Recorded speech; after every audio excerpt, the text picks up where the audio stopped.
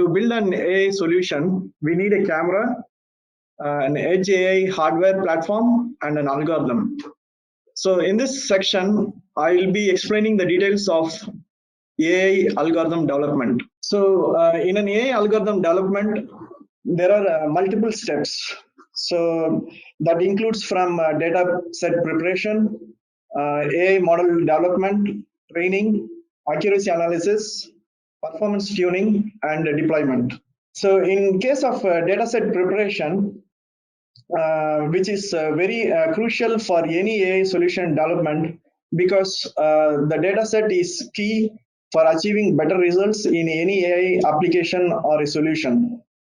So a dataset needs to be collected from a particular customer, or in case of freely available datasets, the dataset need to be cleaned up. It needs to be annotated, and it needs to be separated as a training set or a test set. And in case of limited data, we do something called as data augmentation, where we try to multiply the given set of data by introducing different lighting effects, orientation. We also introduce some form of blurring, etc., to match real world use cases. So for any AI solution, dataset is the key, and that needs to be prepared before you do anything in an AI solution development. So the second step is AI model development, where we generally try to figure out if there are any standard models, or if one doesn't exist, we build it from ground up.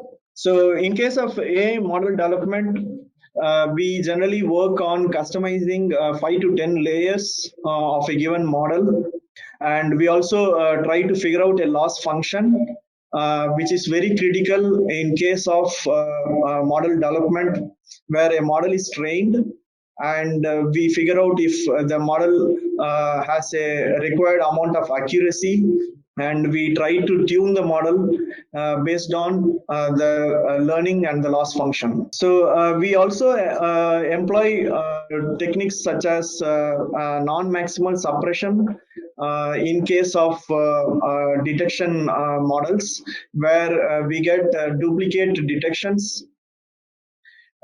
So these are part of AI model development.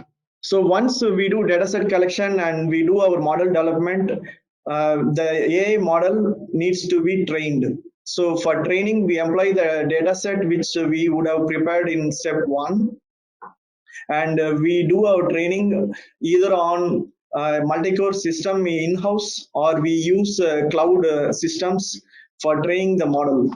So we constantly monitor the training process to see if the model is learning. If it has stopped learning or reached a stage where there is no considerable learning, the training process is concluded.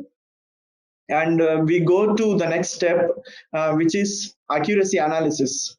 So in accuracy analysis, we take the test set and we feed it to this trained model, and we understand the output from the model to check if it has reached a set of accuracy metrics.